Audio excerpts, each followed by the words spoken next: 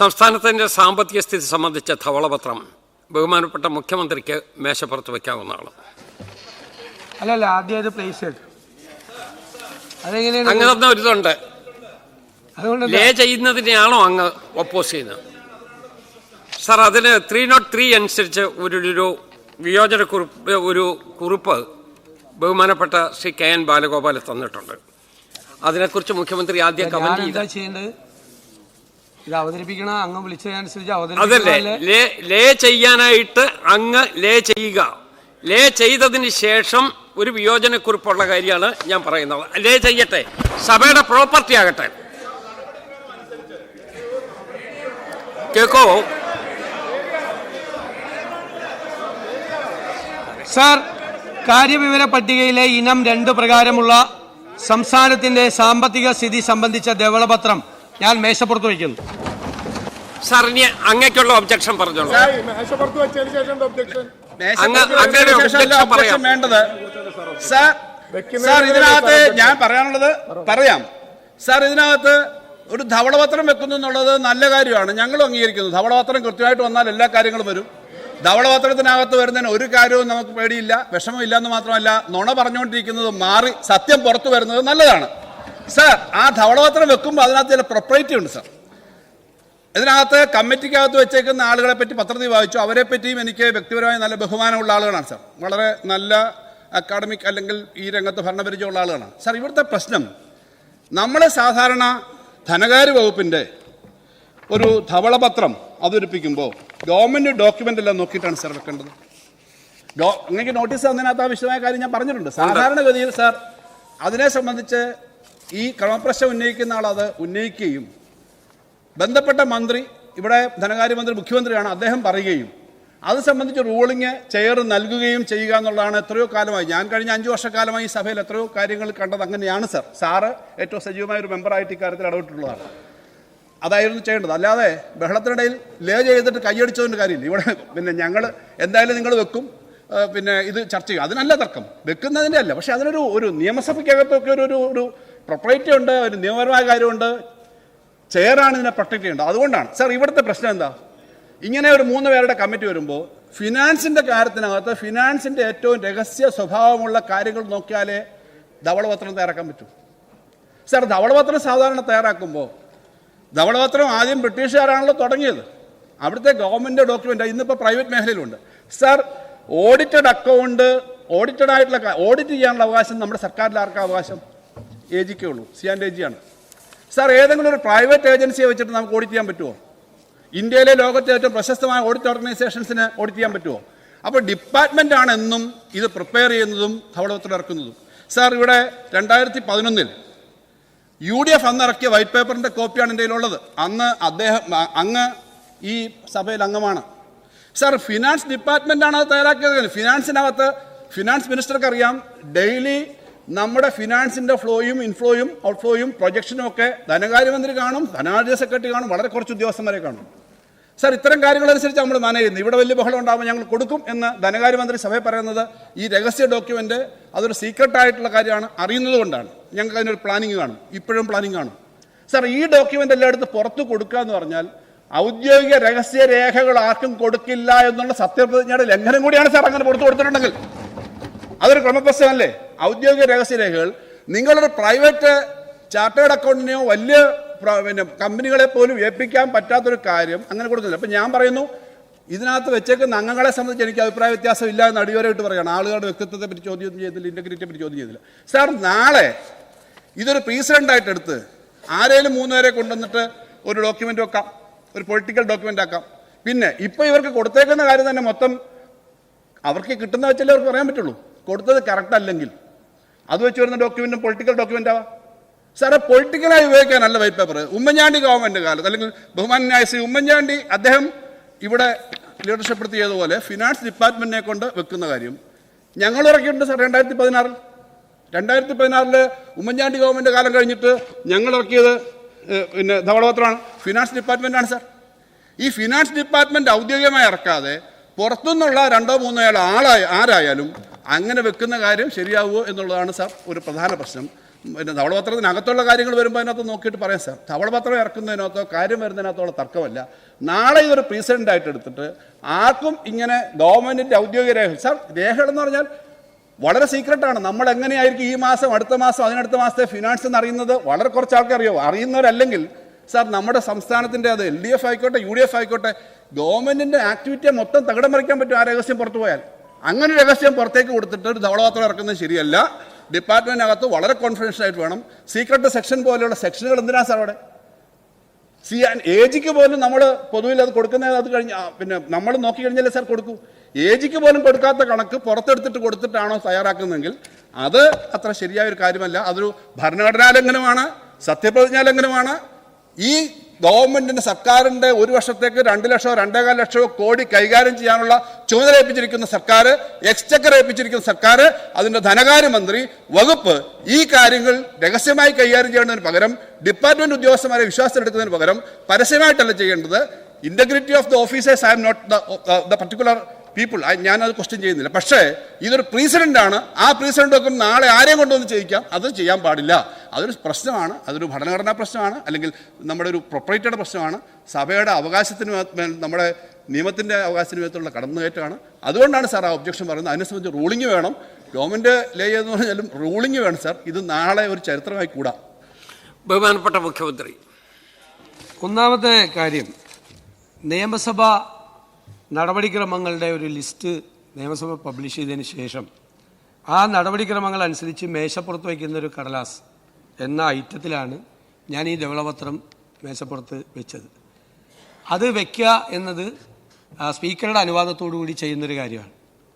അത് വെച്ചതിന് ശേഷമാണ് അതിന് ശേഷമുള്ള എന്തെങ്കിലും ഒബ്ജക്ഷൻ 303 എന്തെങ്കിലും അവതരിപ്പിക്കുന്നത്. അല്ലാതെ വെക്കുന്നതിന് മുമ്പല്ല. അത് നിയമസഭാ നടപടിക്രമങ്ങൾ അങ്ങ് 5 വർഷം അങ്ങേക്ക് അറിയാമെന്ന് പറഞ്ഞു. എനിക്ക് 25 വർഷം അറിയാവുന്ന ആളാണ്. ഇതാണ് നടപടിക്രമം. അങ്ങ് പരിശോധിച്ചാൽ മതി. ഇതിനു മുമ്പ് ഏത് കാര്യത്തിൽ ലീഗൽ ഒബ്ജക്ഷൻ, ഒരു ബില്ല് പോലും പൈലറ്റ് ചെയ്തിട്ടാണ് ലീഗൽ ഒബ്ജക്ഷൻ. ഇത് സംബന്ധിച്ച് ബഹുമാനപ്പെട്ട മുൻ ധനകാര്യമന്ത്രി ശ്രീ KN ബാലഗോപാൽ ഉന്നയിച്ച എല്ലാ കാര്യങ്ങളെയും വളരെ അടിസ്ഥാനരഹിതമായ കാര്യങ്ങളാണ് ഇവിടെ പറഞ്ഞത്. ഒരു ഡോക്യുമെൻറ്റും പുറത്തേക്ക് പോയിട്ടില്ല. ധനകാര്യ വകുപ്പിൻ്റെ നേതൃത്വത്തിലാണ് ഇത് തയ്യാറാക്കിയിരിക്കുന്നത്. ക്യാബിനറ്റിൻ്റെ അനുമതിയോടുകൂടിയാണ് തയ്യാറാക്കിയിരിക്കുന്നത്. ക്യാബിനറ്റിൻ്റെ അപ്രൂവൽ ഈ വൈറ്റ് പേപ്പറിനുണ്ട്. മുഴുവൻ നടപടിക്രമങ്ങൾ പബ്ലിക് ഡൊമൈനിലുള്ള ഡോക്യുമെൻ്റാണ് ഇതെല്ലാം. ഈ ഡോക്യുമെൻ്റ് ഇവിടെ ഇന്ന് വെച്ചിരിക്കുന്നത് കേരളാസ് ഫിസ്ക്കൽ ഹെൽത്ത് എന്നാണ്. കേരളത്തിൻ്റെ സാമ്പത്തിക ആരോഗ്യത്തെക്കുറിച്ചുള്ളൊരു സ്റ്റേറ്റസ് റിപ്പോർട്ടാണ് ഗവൺമെൻറ് സഭയിൽ വെച്ചിരിക്കുന്നത്. കാരണം കേരളത്തിലെ ജനങ്ങൾ അറിയണം കേരളത്തിലെ സമ്പദ് വ്യവസ്ഥയുടെ യഥാർത്ഥ ചിത്രം എന്താണ് എന്ന്. കേരളത്തിലെ ജനങ്ങൾ, സാധാരണക്കാരായ ആളുകൾ, MLA-മാർ, മന്ത്രിമാർ, ജനപ്രതിനിധികൾ, ഇത് തയ്യാറാക്കുന്ന ആളുകൾ എല്ലാവരും അറിയണം. ബ്യൂറോക്രസി എല്ലാവരും അറിയണം ഇതെന്താണ് കേരളത്തിൻ്റെ യഥാർത്ഥ സമ്പദ് വ്യവസ്ഥ. ഇതെല്ലാം പബ്ലിക് ഡൊമൈനിലുള്ള വിവരങ്ങൾ മാത്രമാണ്. ഇത് നമുക്കറിയാം. ഇപ്പോൾ CDS-ൽ പരിശോധിച്ചാൽ CDS-ൻ്റെ ചെയർമാൻ ഇതിനകത്ത് കമ്മിറ്റി അംഗമാണ്. CDS-ൽ എല്ലാ ഡോക്യുമെൻറ്റും ഉണ്ട്.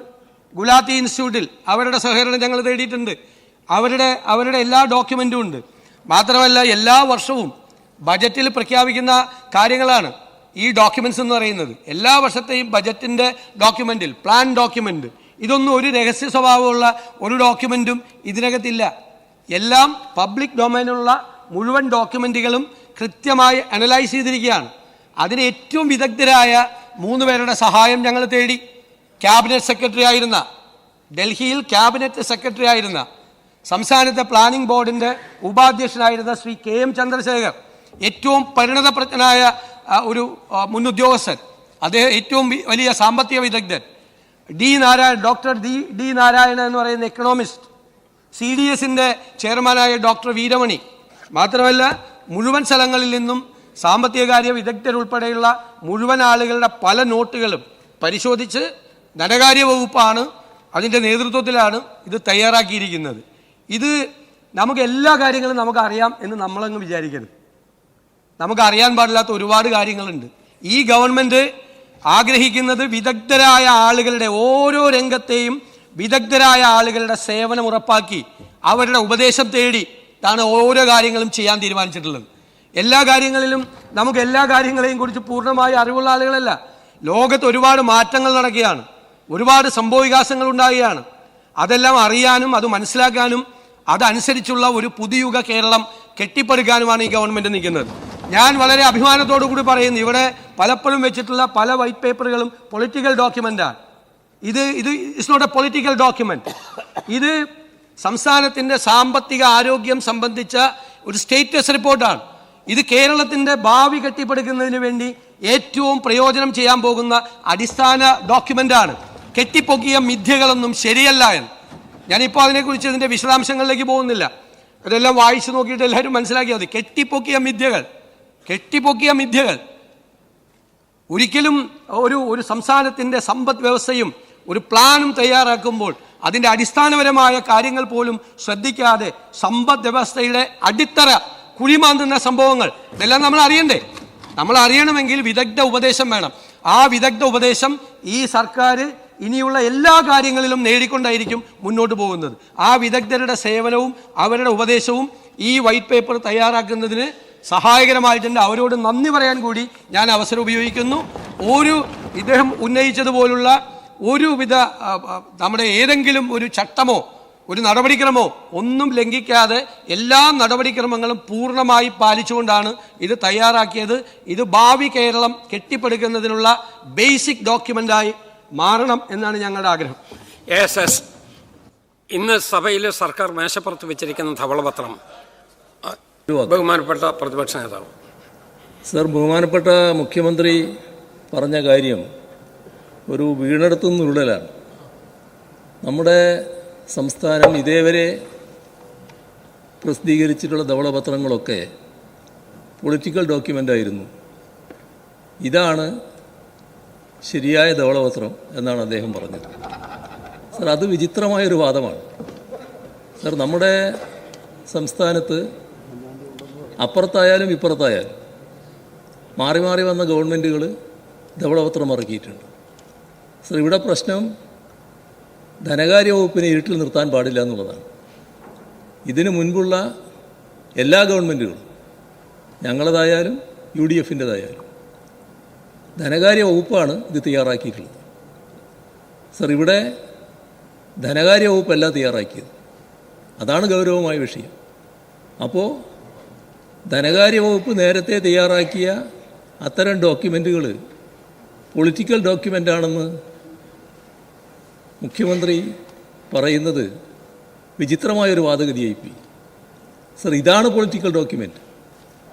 അത്തരമൊരു പൊളിറ്റിക്കൽ ഡോക്യുമെൻ്റ് ഇവിടെ കൊണ്ടുവന്നത് തീർത്തും അനുചിതമായ നടപടിക്രമമാണ്. സർ, ഉപദേശം തേടുന്നവരെ പറ്റി ഞങ്ങൾക്കാർക്കും വ്യത്യസ്ത അഭിപ്രായമില്ല. വിദഗ്ധരുടെ ഉപദേശം പല കാര്യങ്ങളിലും തേടേണ്ടി വരും, ഗവൺമെൻറ് ഇനിയും തേടേണ്ടതായിട്ട് വരും. പക്ഷേ ധവളപത്രം തയ്യാറാക്കുന്നത് നമ്മുടെ ധനകാര്യ വകുപ്പായിരിക്കണമായിരുന്നു. അതിൻ്റെ വ്യതിയാനമാണ് വന്നിട്ടുള്ളത്. ഇതൊരു കൃത്യമായ പൊളിറ്റിക്കൽ ഡോക്യുമെൻ്റാണ്. ഉള്ളടക്കം നോക്കി ബാക്കി കാര്യങ്ങൾ പിന്നീട് പറയാം. ബഹുമാനപ്പെട്ട മുഖ്യമന്ത്രി. ബഹുമാനപ്പെട്ട പ്രതിപക്ഷ നേതാവ് ഇവിടെ നടത്തിയതാണ് പൊളിറ്റിക്കൽ സ്റ്റേറ്റ്മെൻറ്റ്. സാർ, ഒരു അങ്ങ് ഇതിന് എതിരായിട്ടൊരു ആക്ഷേപം ഉന്നയിക്കുമ്പോൾ ഏത് നടപടിക്രമമാണ്, ഏത് ആക്റ്റാണ്, ഏത് റൂൾസാണ്, ഏത് പ്രൊസീജിയറാണ് ലംഘിച്ചുകൊണ്ടാണ് ഇത് നടത്തിയതെന്ന് പറയാൻ കഴിഞ്ഞിട്ടില്ല. പിന്നെ ജസ്റ്റ് പറയാമല്ലോ, ഇതാണ് പൊളിറ്റിക്കൽ ഡോക്യുമെൻ്റ്. അങ്ങ് ഇത് വായിച്ചു നോക്കിയിട്ട് പോലും ഇല്ലല്ലോ. വായിച്ചു പോലും നോക്കാതെ അങ്ങയുടെ കയ്യിൽ ഇപ്പോൾ കോപ്പി എത്തുന്നേ ഉള്ളൂ. അതിനു മുമ്പ് ഇതൊരു പൊളിറ്റിക്കൽ ഡോക്യുമെൻ്റ് ആണെന്ന് അങ്ങ് എങ്ങനെയാണ് മുൻകൂട്ടി പറയണത്? അത് മുൻവിധിയോടുകൂടി അങ്ങ് പറയാണ്, മുൻവിധിയോടുകൂടി. അതിൻ്റെ കവർ എത്തുന്നേ ഉള്ളൂ. അവിടെ ആ കവർ എത്തുന്നേ ഉള്ളൂ. എൻ്റെ കയ്യിൽ കിട്ടിയ, ഞങ്ങൾ ക്യാബിനറ്റ് പരിശോധിച്ചുകൊണ്ട് എനിക്കറിയാം, അങ്ങ് ഇത് കണ്ടിട്ട് പോലും ഇല്ല. കാണുന്നതിന് മുമ്പ് ഇതാണ് പൊളിറ്റിക്കൽ ഡോക്യുമെൻ്റ് എന്ന് പറഞ്ഞത് ഉചിതമായില്ല എന്നാണ് എനിക്ക് പറയാനുള്ളത്. സർ, ഞാൻ പറഞ്ഞത് ബഹുമാനപ്പെട്ട മുഖ്യമന്ത്രി പറഞ്ഞതിനുള്ള മറുപടിയാണ്. അദ്ദേഹമാണ് പറഞ്ഞത് നേരത്തെ ഉള്ളതെല്ലാം പൊളിറ്റിക്കൽ ഡോക്യുമെൻ്റ് ആയിരുന്നു. അതിനുള്ള മറുപടിയാണ് ഞാൻ പറഞ്ഞത്. അതാണ് ശ്രദ്ധിക്കേണ്ടത്. ഞാൻ പറഞ്ഞത് കൃത്യമായിട്ട് ഇറ്റ്സ് ഓൺ റെക്കോർഡ്. ഞാൻ പറഞ്ഞത് ശ്രദ്ധിച്ചോ? ഇതിനു മുമ്പ് കൊണ്ടുവന്ന പല ധവളപത്രങ്ങളും അല്ലല്ല, നോക്കിക്കോ, ഇറ്റ്സ് ഓൺ റെക്കോർഡ്. ധവളപത്രങ്ങളും പൊളിറ്റിക്കൽ ഡോക്യുമെന്റ് ആയിരുന്നു, ഇതല്ല എന്നാണ് പറയുന്നത്. നോക്കിക്കോ, നിങ്ങൾ പരിശോധിച്ചോ, നിങ്ങൾ പരിശോധിക്കുക. രണ്ടാമത്തെ കാര്യം, അല്ല നിങ്ങൾ ബഹളം ഉണ്ടാക്കിയല്ലേ, ഞങ്ങളിപ്പോൾ അദ്ദേഹം പറഞ്ഞതല്ലേ ഞാൻ മറുപടി പറയുന്നത്. നിങ്ങൾ അതുകൊണ്ട് എന്താ കുഴപ്പം? നിങ്ങൾ ഇതിനു മുൻപ് ഇങ്ങനെയാണ് ചെയ്തത്, അതുകൊണ്ട് നിങ്ങളും ഇങ്ങനെ ചെയ്യണം. അങ്ങനെ ചെയ്യണമെങ്കിൽ അത് പാലിക്കേണ്ട ഏതെങ്കിലും നടപടിക്രമങ്ങൾ ലംഘിച്ചാൽ അത് പറയാം. ഞങ്ങൾക്ക് ഞങ്ങളുടേതായ രീതിയുണ്ട്. ഞാൻ പറഞ്ഞല്ലോ, ഞങ്ങൾ നിങ്ങൾ പിന്തുടരുന്ന നയം തുടരാനല്ല ഞങ്ങൾ ഇവിടെ ഇരിക്കുന്നത്. ഞങ്ങളെ ജനങ്ങൾ ഇവിടെ ഇരുത്തിയിരിക്കുന്നത് അതിനല്ല. ആ നയങ്ങൾക്ക് മാറ്റമുണ്ടാകണം, ആ സമീപനങ്ങൾക്ക് മാറ്റമുണ്ടാകണം. അതിനാണ് നിങ്ങളെ പരാജയപ്പെടുത്തി ഞങ്ങളെ വിജയിപ്പിച്ച് ഞങ്ങളെ ഈ കസേരകളിൽ ഇരുത്തിയിരിക്കുന്നത്. ആ മാറ്റം ഉണ്ടാവുക തന്നെ ചെയ്യും.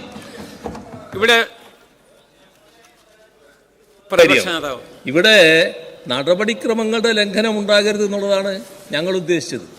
ആ നടപടിക്രമങ്ങളുടെ ലംഘനം പൂർണ്ണമായിട്ടുണ്ടായിരിക്കുന്നു. അത് തെരഞ്ഞെടുപ്പ് വിജയം കൊണ്ട് എന്തുമാകാം എന്ന നിലയിൽ മുഖ്യമന്ത്രി പറയുന്നത് ശരിയായ നടപടിയല്ല, അത് ശരിയായ ക്രമമല്ല. ഏതായാലും ഈ ഡോക്യുമെന്റ് സഭയുടെ പ്രോപ്പർട്ടി ആയിട്ട് വന്നല്ലോ, നമുക്കതിനെക്കുറിച്ച് വിശദമായിട്ടുള്ള ചർച്ച വേണമെങ്കിൽ ചർച്ചയുമാകാം. ഇന്ന് സഭയിൽ സർക്കാർ മേശപ്പുറത്ത് വെച്ചിരിക്കുന്ന ഈ ധവളപത്രം ക്യാബിനറ്റ് അംഗീകരിച്ചതാണ് എന്നുള്ളതാണ് ഇതിലെ പ്രധാനപ്പെട്ട ഒരു ഘടകം. ഒരു ഔദ്യോഗിക രേഖയായിട്ടാണ് അത് ഈ സഭയുടെ മുമ്പിൽ വന്നിട്ടുള്ളത്. മുഖ്യമന്ത്രി പറഞ്ഞ വിശദീകരണത്തിൻ്റെ അടിസ്ഥാനത്തിൽ ശ്രീ കെ എൻ ബാലഗോപാൽ ഉന്നയിച്ച വിഷയത്തിൽ ക്രമപ്രശ്നമുള്ളതായിട്ട് ചെയർ കാണുന്നില്ല. അതുകൊണ്ട് ധവളപത്രം മേശപ്പുറത്ത് വെച്ച് നമുക്ക് ബാക്കി അനന്തര നടപടികളിലേക്ക് നീങ്ങാവുന്നതാണ്. അതിനുള്ള സന്ദർഭം ഇവിടെ ഉണ്ടാവുകയും ചെയ്യും. പോട്ടെ, അതൊക്കെ നമുക്ക് വേറെ ചർച്ചയിൽ വരുമല്ലോ ബാലഗോപാൽ, നമുക്കതിനുള്ള ചർച്ചയിൽ